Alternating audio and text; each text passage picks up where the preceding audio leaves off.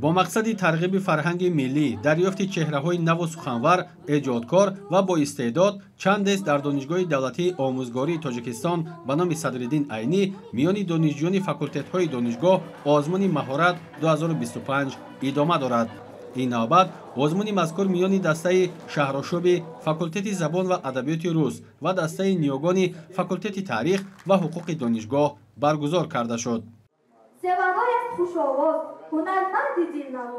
هر یک دسته طبق شرط‌های آزمون هنرنمایی نموده برای غالب برآمدن صحنه‌چه سرود و ترانه‌های جالب و رنگین را پیشکش حکمان و اهل تالار می‌گردانند.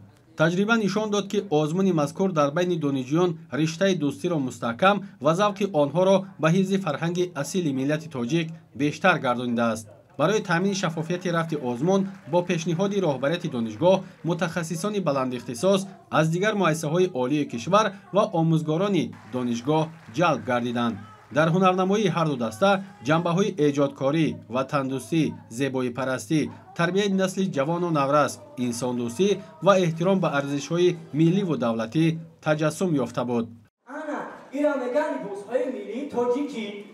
لازم به یادآوری است که دور اول محفل آزمون دانشگاهی مهارت 2025 که بیرون از روند تعلیم برگزار کرده می شود، ماه اپریل سال روان جنبست می گردد. در دور اول 14 دسته میان هم رقابت نموده، از میان آنها بهترین ها به دور دوم که ماه مرد آغاز می شود راه می یابند.